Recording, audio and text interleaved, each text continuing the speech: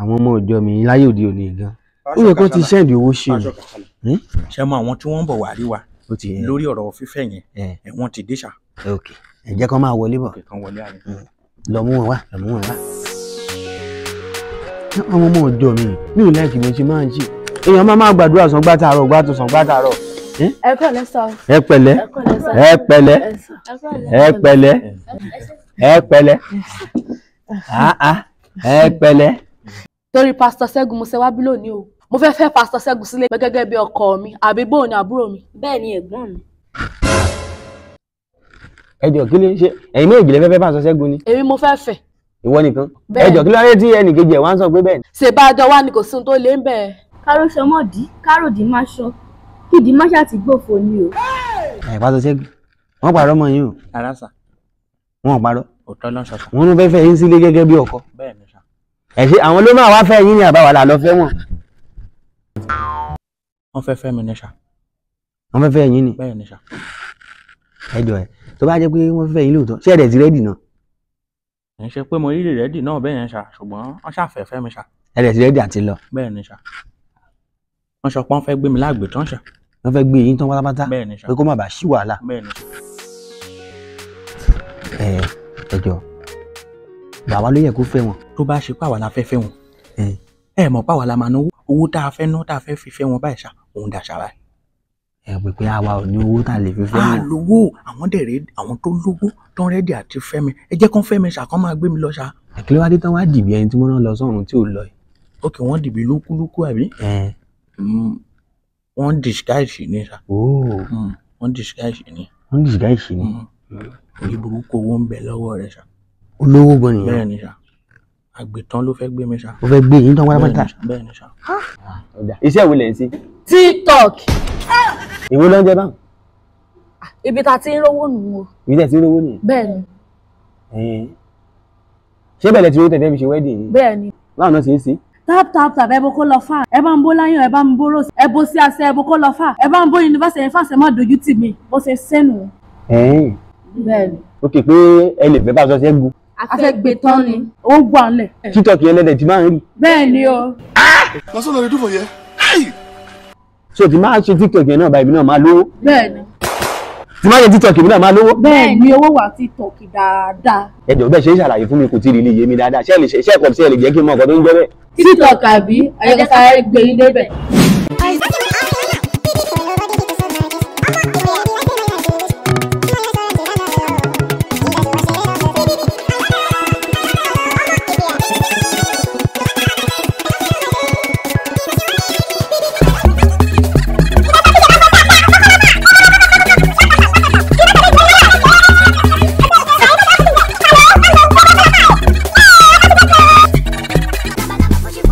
ẹgbẹ́ ṣe ti bá rówó bẹ́yẹn ẹ ti rówó bẹ́yẹn ẹ má bọ̀ ẹ pàkẹ́ bá Ṣẹ́gun ẹ má lọ sọ̀rọ̀ ẹ má bọ̀ àná mi ẹ má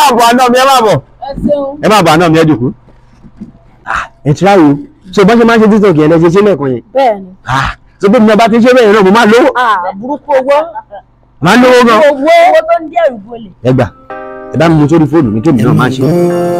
Pásítọ̀ Kànsálà kí ló dé tẹ́ fẹ́ máa ṣe bí ilé. ó ti lọ bẹ́ẹ̀ tó bá ti ṣe tán bẹ́ẹ̀ ó mú ti nínú yẹn ìdá kò sí wàhálà. ṣé rí wedding ọ̀run máa ṣe wedding yẹn fún yín ọ̀run máa ṣe wedding yẹn fún yín ọ̀run máa ṣe wedding yẹn sẹ́ kò sóò tó máa di wedding yẹn mú. ẹ gbọ́ mi lọ́jọ́ wedding náà a máa ṣe TikTok mẹ́ ṣé ti yé yín ṣé rí mo fún yín ní Pásítọ̀ Ṣẹ́gun àti òkú àti àyè ẹ̀ mo gbé yín lọ́wọ́ ẹ̀ máa gbé lọ. ṣùgbọ́n ẹ má fi àjẹ Pásítọ̀ Ṣẹ́gun ẹ má fi àjẹ Pásítọ̀ Ṣẹ́gun. ní tó TikTok owó TikTok wà ṣé o mọ̀ pé ó wà ní owó TikTok wà. ẹjọ àná mi ẹ̀yin àná mi ẹjọ ṣe bí mo lè máa gbé kínní lọ kébì náà máa fi ṣe tèmi. ẹ máa gbé lọ. ok ẹ fún mi kí n máa mú lọ gbé lọ. ok pé kí n máa gbé lọ. ẹ sí kò sí wàhálà wedding yẹn ti ṣe é ṣe o wedding yẹn ti ṣe é ṣe ẹ sí ẹ bá mi ṣe TikTok náà ẹ bá mi Pásítọ̀ Ṣẹ́gun ẹ kúrò ráyín kúrò lára wáyà mi ẹjọ mo bọ̀ náà ẹ jẹ́ kí n sáré gbé ẹjọ nǹkan tó bá ti gbìyànjú ló máa ń pọ̀ lọ́la yẹn ẹjọ tó ṣe é wọ́ ẹ ṣe. ẹ máa gbọ́ Pásítọ̀ Kànsálà kí ló dé tẹ́ fẹ́ máa ṣe bí ilé. ẹ má bínú sí mi o ṣe rí nǹkan tó bá ti pọ̀ lọ́la yẹn àná mi ẹ máa fẹ́ Pastor Ṣẹ́gun kò sẹ́ tó máa ní kẹ́ máa fẹ́ Pastor Ṣẹ́gun ẹ ti fẹ́ gbé ẹni àwọn gba Pastor Ṣẹ́gun lọ́wọ́ yẹn jẹ́ kí n gbọ́. owó TikTok wà. ó parí tátátátá gbogbo lọ fà so bọ́dọ̀ Pastor Ṣẹ́gun náà máa sọ pé ẹbú kó lọ fà ẹbú láyọ̀ wọ́n dẹ̀ màmá lówó ẹ máa lọ Pastor Ṣẹ́gun mọ̀ tẹ̀lé ọjọ́ wedding màá wá bá yín ẹ jẹ́ kí Pastor Ṣẹ́gun gba ilé yín lọ ṣe wedding ẹ máa lọ Pastor Ṣẹ́gun tẹ̀lé ẹ máa lọ ẹ máa lọ Pastor Ṣẹ́gun ẹ máa lọ ẹ máa lọ Pastor Ṣẹ́gun ẹ máa gbàdúrà fún mi ẹ máa lọ ẹ máa lọ ṣe àníkẹ́ máa lọ.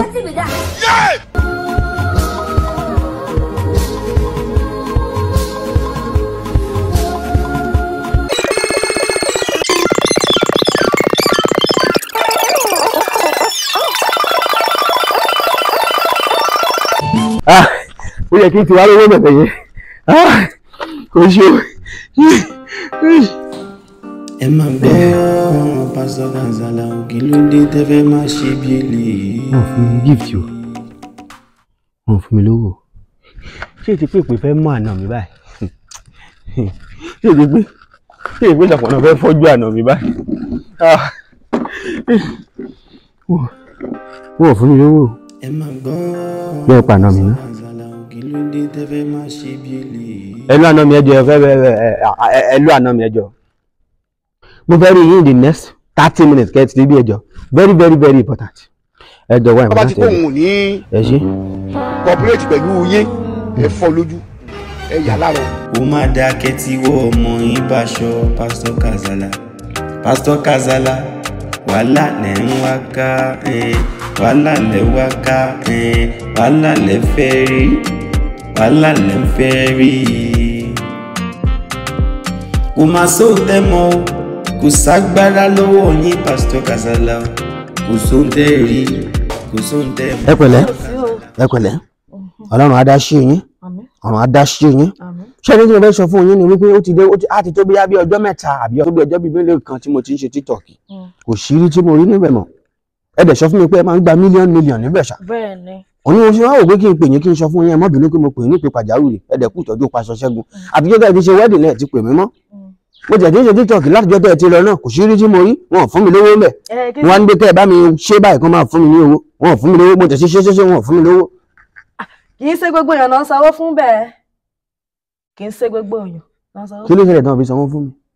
ṣé content creator ni ọ ni òun ṣe content creator. òun ló jẹ́ kán fún mi lówó. bẹ́ẹ̀ni kì í ṣe gbogbo èèyàn náà sanwó. ṣùgbọ́n tẹ́ sọ báyìí ni pé tí màá ti bẹ̀rẹ̀ sí ní ṣe content creator báyìí wọn ò lè fún mi lówó. wọn ò lè fún ẹ lówó.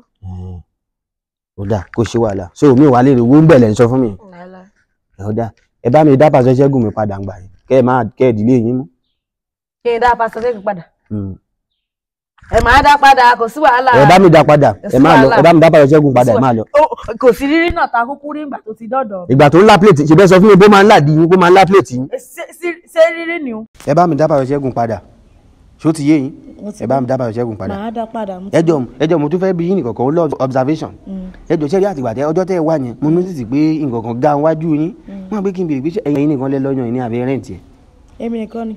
rẹ́ǹtì ẹ̀. rẹ́ǹtì èmi nìkan. Pastor Ṣẹ́gun dẹ̀ máa ń mú gbogbo kìíní. gbogbo ẹ̀. ó máa ń láti ìsàlẹ̀ náà. gbogbo ẹ̀.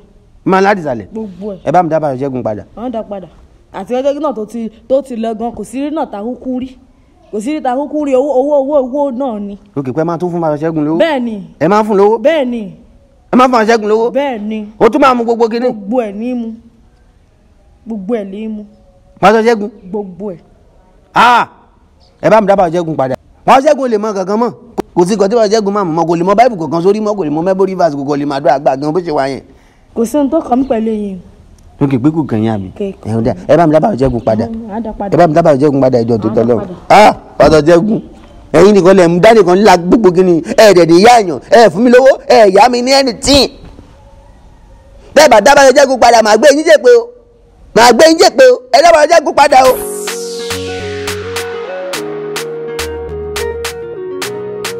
wọ́n ti lé mi. wọ́n ti lé yín. bẹ́ẹ̀ ni ṣá. wọ́n ti lé yín. bẹ́ẹ̀ ni ṣá. ògo fún Jésù.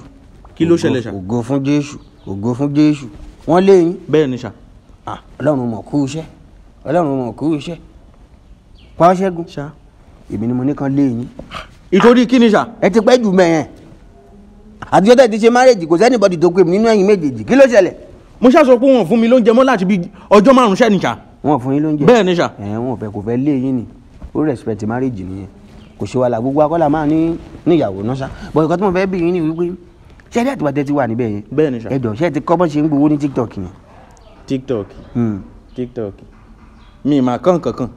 ẹ kọ́ nǹkan kan mẹ́. mi ò kọ́ ẹni tí o. ẹ kọ́ bọ́ ṣe ń gbowó ní TikTok yẹn. kí n ṣáà ti lá pléètì ìdí oúnjẹ náà ti ń báyìí mi kí n ti lá pléètì kí n ti gbọ́yàn sánú ṣe gbogbo ẹ̀ ibi tó ti ń rí èmi nìyẹn ṣá. ìdí oúnjẹ nìkan lẹ́ máa ń wà. bẹ́ẹ̀ ni ṣá.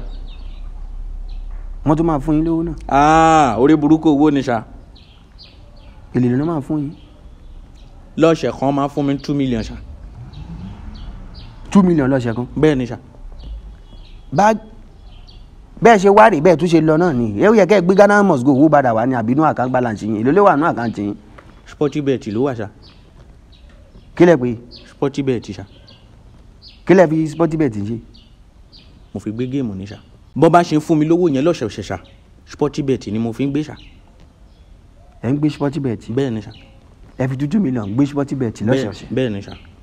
2 million lẹ fi ń gbé Sportybet lọ́sẹ̀ọ̀sẹ̀. bẹ́ẹ̀ ni ṣá. Pásọ Ṣẹ́gun. ṣá. so ẹ kọ́lé síbi kankan báyìí. mi kọ́lé ṣá. ẹ rẹ̀ ra mọ́tò. ó ṣeé ṣe káwọn Sportybet máa bá mi kọ́ ṣá.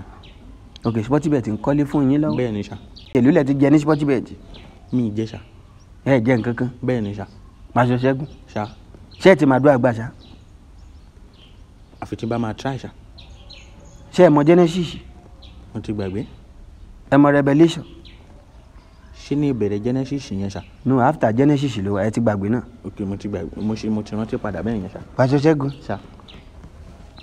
wọ́n fún yín 2 million lọ́sẹ̀ọ̀sẹ̀ fi ń gbé Sportybet. bẹ́ẹ̀ ni ṣá. Pásọ Ṣẹ́gun ẹ wá máa lọ ẹ má jẹ́ kí n rí yín mọ́ níbí o nígbà tẹ́ ti lọ síbẹ̀ yẹn tí ẹ rí nǹkan kan mú bọ̀ wọ́n fún yín ní owó ẹ mú owó bọ̀ TikTok tó yẹ kẹ́ ẹ tó kọ́ kémi àti yín jọ máa lá kájọ máa mú owó TikTok kájọ máa lẹ́ nílẹ̀kulẹ̀ ká máa lẹ́ nílẹ̀kulẹ̀ ẹ lẹ́ lọ́ṣọ̀ yẹn ẹ lọ ń jẹun ẹ lọ jòkó sí kéṣì ẹ jòkó síbi tí wọ́n ti ń yanyan ẹ rọ̀ yàn tí yẹn bó ṣe tóbi. ẹ mọ̀ nǹkan tó ṣẹlẹ̀ ṣá ẹ lè pè wọ́n pé kán padà gbà mí ṣá ṣó máa lè kọ́ TikTok yẹn ṣá máa lè padà wá again ṣá. mi ò ní di ẹ mọ̀ màá kúkú mójútó ṣe ẹ bá sọ mí iṣẹ́ ìránṣẹ́ mi ni màá mójútó ẹ máa lọ Pásọ Ṣẹ́gun. wọ́n tún máa sọ wípé tíwájú ò bá ṣe ń lọ ṣá ẹ̀yìn á ṣe padà ṣe ṣá. ẹ lẹ́yìn kankan tẹ́ ẹ fẹ́ padà sí kò ṣe ẹ̀yìn kankan fún yín mọ́. ó kẹyìn mi ti bàjẹ́. ó ti bàjẹ́ ẹ lẹ́yìn mọ́ spinal cord bí tẹ́ wá ti kán kò sí ẹ̀yìn mọ́ ẹ wá máa lọ pé èmi ò tiẹ̀ ti láìkì yín ni. ṣé àwọn ọmọ ìjọ ò ní míṣì mi ní ṣá. ṣé tẹ́ ẹ bá lọ. bẹ́ẹ̀ ni ṣá. wọn lè míṣì yín àwọn ọmọ ìjọ kì í míṣì èèyàn ṣẹ́rí ìjọ tiwa wọn kì í pè yàn àwọn ìjọ mi ló máa ń pè yàn pé ẹ wà ní last week Sunday ẹ wà ní ọjọ́ Sunday àwa ò kì í pè yàn gbàtẹ́ ẹ ti lọ ṣáà pè yín ni ṣé ẹ pè mí mi náà pè àwọn ọmọ ìjọ mi gan wọn ò béèrè lọ́wọ́ yín wọn rò pé tẹ̀ ti kú gan ni because ó yẹ kẹ́ ẹ kú ikú gan tó ṣì yín gan pẹ̀lú ìwà tẹ́wù yẹn kẹ́ ẹ 2 million gbèsè Sportybet every week ẹ lè rọrùn wọ bẹ́ẹ̀ ṣe wà yìí ó yẹ kán ṣe ju orúkọ yín o èṣùgbọ́ eléèké ló yẹ kẹ́ ẹ máa jẹ́ o. rárá ṣá Sportybet ni mo gbé ṣá. ok pé ká kúkú fi lórúkọ Sportybet. ẹ lè fún mi ẹ lè máa pè mí ní Lord Sportybet ṣá. àìjẹ́ kẹ́ máa pè ní Sporty. ok Sporty ìyẹn náà tún lọ. yóò dáa ìyẹn náà tún lọ ṣá. ẹ mà ti ṣẹ́ṣọ́ ìyà sílẹ̀ ẹ mà mọ̀ Pásọ Ṣẹ́gun. ẹ ṣàkílẹ̀ ṣèṣìlẹ̀ ṣá ebi ń pa mí inú mi tí ń yí ṣá. Pásọ Ṣẹ́gun. ṣá. Pásọ Ṣẹ́gun. ṣá. ẹ ti ṣẹ́ṣọ́ ìyà o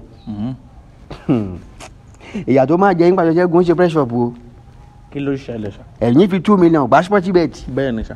ẹ dìde kẹ́ ẹ máa lọ lé yín tí n bá padà rí yín níbi Pásọ Ṣẹ́gun màá ní kí ọ̀run kó bá mi fọ́ ojú yín méjèèjì kan wá fún mi màá lọ tà fún kọ́kọ́kọ́ bá mi withdraw ẹ̀jẹ̀ yín kúrò nbẹ̀ náà kan fún mi màá lọ tà síbi tó ti ń ta ẹ̀jẹ̀ kan bá mi yọ ọkàn yín màá tú yín ní pààtì tà ní ṣá Pásọ Ṣẹ́gun màá tà yín ní pààtì ṣẹ́mi tó ń ta ọkàn ṣẹ́mi tó ń ta kidney 74 million màá tú yín ní pààtì tẹ́ bá sun bí ìmọ̀tò Pásọ Ṣẹ́gun màá tú yín ní pààtì ẹ wò ẹ bá ń bẹ̀ tiẹ̀ Pásọ Ṣẹ́gun ẹ bá ń bẹ̀ tiẹ̀. ẹ má jẹ́ bá yín bẹ̀ tiẹ̀ ṣá. tẹ́ bá sun bí ìmọ̀jú màá tú yín ní pààtì màá ta ọwọ́ yín màá ta ìkànnà màá ta ẹsẹ̀ màá ta ojú màá ta etí màá ta ọwọ́ màá ta ahọ́n màá ta ẹ̀dọ̀ yín màá ta òróró.